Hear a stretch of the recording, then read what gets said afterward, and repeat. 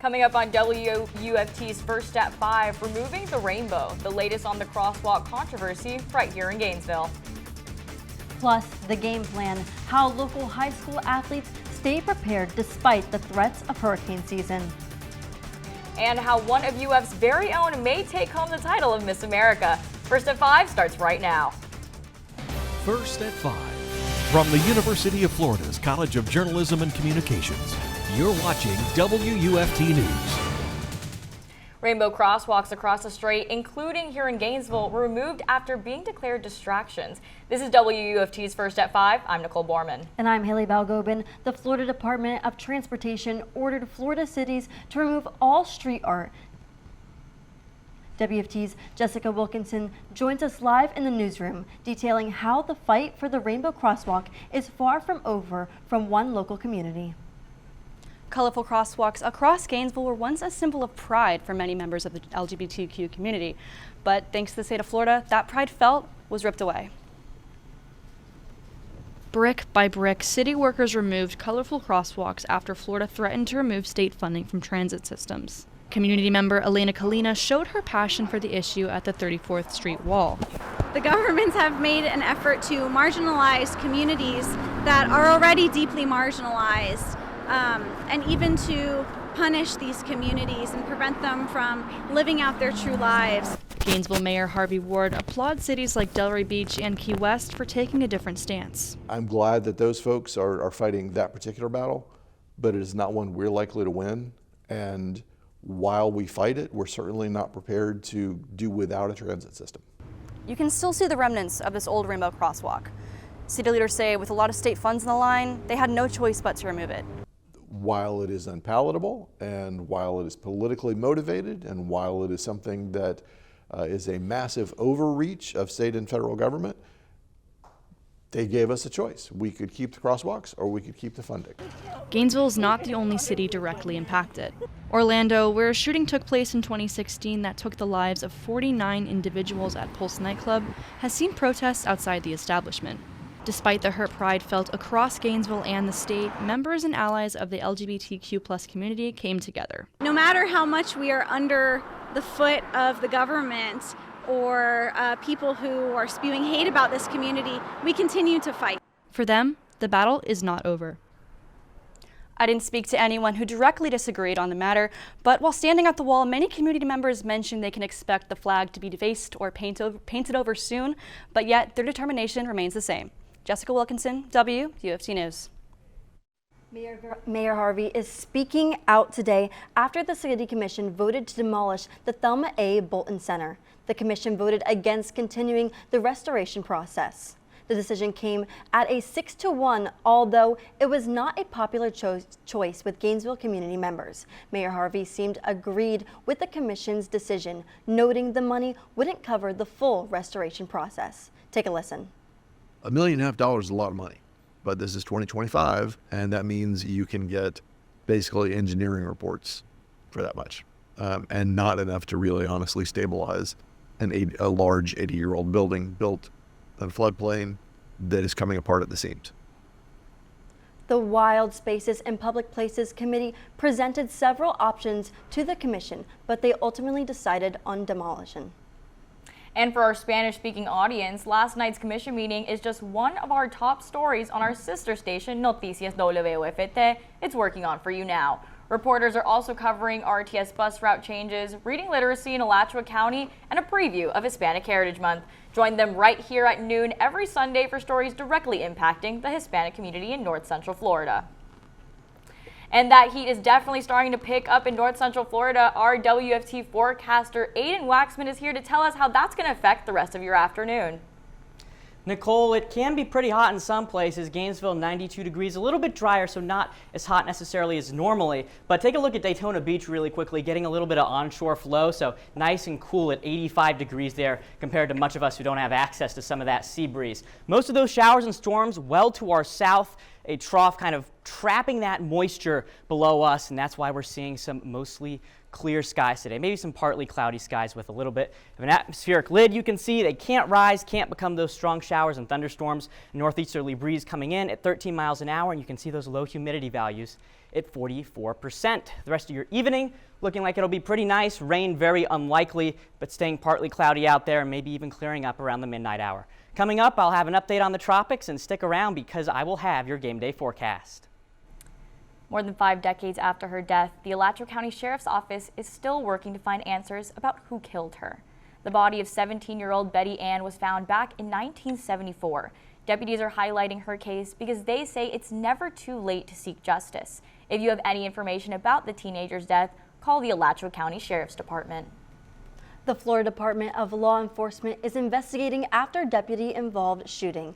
That's our top Marion County story. The Marion County Sheriff's Office says they responded to a house call this morning where the suspect tried to drive off. The chase stopped near Highway 329, but say the suspect refused to get out of his car. He even tried to run over a deputy. The suspect was shot by a different deputy and was taken to a hospital where doctors say he is stable. If you live in Marion County, you might notice an increase in your property taxes this year, but for good reason. It's for a fire rescue assessment fee. Fire Chief James Banta says that fee will help fund the fire department's services. Even with this proposed assessment fee increase, Marion County's rates remain competitive while continuing to fund high-quality fire rescue services for our community. The fee increased and what it will pay for will be discussed at the Board of County Commissioners on September 10th. Marion County Public Schools is asking for your input. MCPS will host meetings from mid-September to December in schools across the county. Locations include Summerfield, Ocala, Citrus, and Dunellen. These will take place from 5:45 to 6:45 p.m. Gatherings are open to all and invite comments, ideas, and solutions from the community. For more information, visit our website at WUFT.org.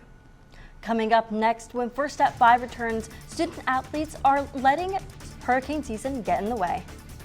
After the break, how one Gainesville High School's coach deals with not just the student players, but the factors at play. Stay with us. You're watching WUFT-TV News. Welcome back. Several North Central Florida high school football programs faced challenges a year ago when Hurricanes Helene and Milton upended their seasons. And it took some extra work from school leaders and the FHSAA to make sure they were able to stay on track. Our Peak Hurricane Preparedness series continues with WUFT's Jelianys Ramos, who spoke to local coaches and players about lessons learned from last year. As the high school football season gets underway, teams' priorities not only on winning games, but staying ready for any storm that may hit the area. Actually, it starts with the school, to be honest with you, too, because during that time, it's usually a shutdown. And then, our school may be one of those schools where they're using for, the home. Citizens Field is home to the Eastside, Gainesville High School, and Buell's football programs. Just a year ago, this field was impossible to play on due to major flooding from Helene and Milton. So it kind of depends. If there's a shelter, then the school is closed. So that means I don't have my athletes at all. Meaning the preparation under is not just on the field, but also off the field. Jelianys Ramos, WFT News. Hurricane season, the peak of hurricane season is almost here, and we are monitoring a low pressure system just to the east of the Leeward Islands. I'll have a look at that and your game day forecast coming up. You're watching WUFT-TV News. Coming out of summer, I'm not really feeling that sticky, humid air that we're so used to here in Florida right now. There hasn't been much need for an umbrella. Aiden, tell us what's happening this weekend. Well, this weekend it might be heating up a little bit, but the good news is we're still at least a little bit comparatively drier to than what we usually are compared to some higher humidity values. Let's take a look at our campus cam right now. Some northeasterly winds, 13 miles an hour, helping to cool things off just a little bit when you go out there, so those feel-like temperatures reduced, and you can see that humidity value of 44% there. Pretty low compared to what we usually see, about 75% for this time of year. So a nice departure from the norm there, a little bit of a relief from the heat. Temperatures, Gainesville at the airport, 92 degrees, Ocala, 89, and then again, Daytona Beach, Onshore flow, a little bit cooler, so a great beach day if you're on the East Coast, but might want to try and avoid some of those showers and storms if you're a little bit to the south and north central Florida. The heat indexes too, you can see a little bit cooler than what they usually are. We're staying out of the triple digits today for all of us here in north central Florida, so 97 in Bronson, 95 in Gainesville.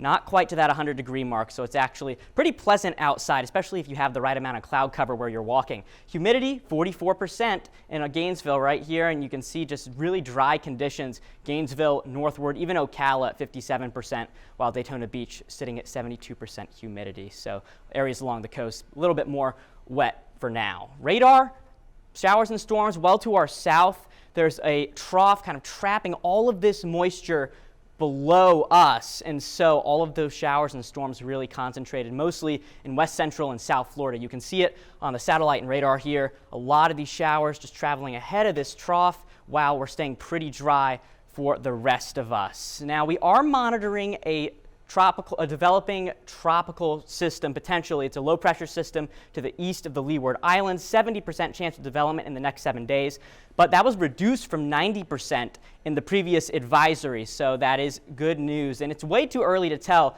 where this system or where this low pressure system could end up, because right now too early to forecast, and then maybe you get toward the Caribbean is when the models start to become slightly more accurate, and then you can get the full picture once the system is toward Cuba, Haiti, the Dominican Republic, but overall right now way too far out to start making predictions about where this system is going, so no need to worry. Low temperatures, 70 degrees in Gainesville for your game day morning tomorrow.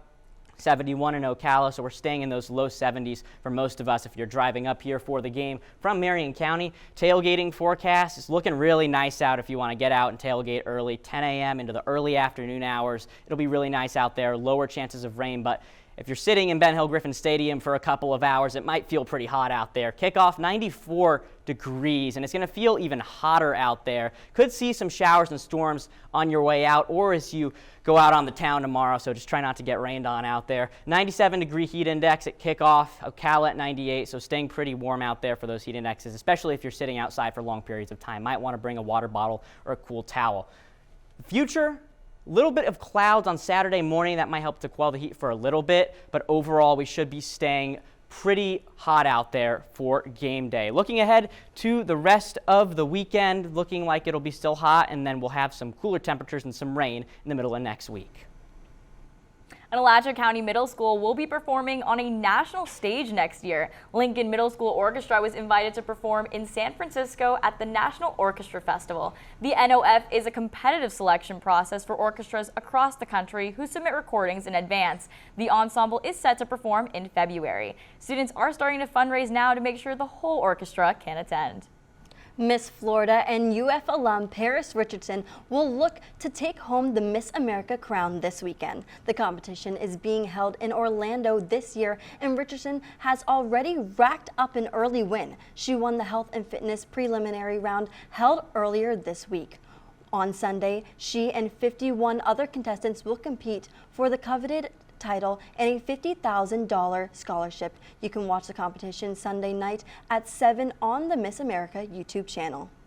The annual Champ de Blanc Pep Rally is back for the 2025 football season. Celebration Point will be hosting the event every Friday night before a Gators home game. The Pep Rally will feature Gator cheerleaders along with UF mascots Albert and Alberta. Attendees can expect to see live music, food trucks, Gator gear, bounce houses, and more. Festivities will run from 6 to 10 p.m. at Celebration Point in Gainesville. Coming up in sports, Gator football is back at Ben Hill Griffin Stadium taking on the South Florida Bulls. And there are a lot of high school football matchups tonight. WUFT's Jordan Banks is live at Buchholz waiting for the matchup against Eastside. We will have more after the break. You're watching WUFT-TV News. Welcome to sports. I'm Sydnie Espro. Big changes are coming to the transfer portal in college football. The NCAA FBS Oversight Committee voted to move to a January transfer window and do away with the spring window. If approved, the 10-day window would open on January 2nd of next year, right after the college football playoff quarterfinals. Florida head coach Billy Napier was asked about the change on Thursday's edition of Gator Talk. Ultimately, I think the decision for a January portal is healthy for our game because it allows for free agency to some degree. If a guy's in a tough situation, maybe wants to go somewhere else for more playing time or new coaching staff, whatever the case may be. I do think it's healthy to have some natural attrition on your team. Staying with football, Napier and the Gators are looking for their first 2-0 start together when the University of South Florida visits the Swamp tomorrow. Florida is coming off a dominant win over Long Island University, while USF made headlines with a 34-7 upset over a ranked Boise State. Once again, here is head coach Billy Napier discussing the challenges this Bulls defense presents to his team. I think they play with effort. I think that they're sticky in coverage. I think the gap integrity is good. And I think they do a nice job tackling. In the front, I think they've added some portal pieces, so there's some depth there. They rotate the players, and he does a nice job. So it's definitely going to be a challenge. And speaking of the Gators, join the Gator Game Day live team tomorrow ahead of the matchup against South Florida. You can watch the broadcast live on our Sports at CJC YouTube page starting at 2:45. From the field to the pitch, the Gator soccer team picked up another win last night, taking down Florida Gulf Coast at the Diz. Freshman Sophia Sindelar and senior Charlotte McClure each scored for the Gators. Sindelar found the bottom right corner in the first half with help from Megan Hinnenkamp and SEC Freshman of the Week, Addie Hess. McClure added to the lead in the second half with the strike to the top right. FGCU answered just 55 seconds later, but the Gators held strong to seal the win. Sindelar spoke after the game about her team clicking as the Gators are building momentum. I would say we practice crossing and finishing like every single day because that's how a lot of SEC goals are scored. So I think that it's good that we are finally starting to see it click in the real games because we're definitely going to need little kind of gritty goals like that just like find the back of the net. The Gators are now 4-2 and have won 3 of their last 4 matches. They are set to play against Georgia State this Sunday at 6 at the Diz. Admission for every soccer game is free. And before we go, former Gator Brandon Sproat was called up to the New York Mets. He will make his debut in the show on Sunday. That's it for sports. We'll have one last look at your weekend forecast after the break. You might want to bring a cold towel for game day because it'll be pretty hot out there, but we'll get a little bit of a cool off in the middle of next week in exchange for some rain. So just be ready to have that umbrella out next week. Well, I'll definitely be packing my sunscreen. Thanks so much for joining us. We're back here next week for another edition of First at 5. But your North Central Florida news is always on WUFT.org and on all our social media platforms. Have a good night.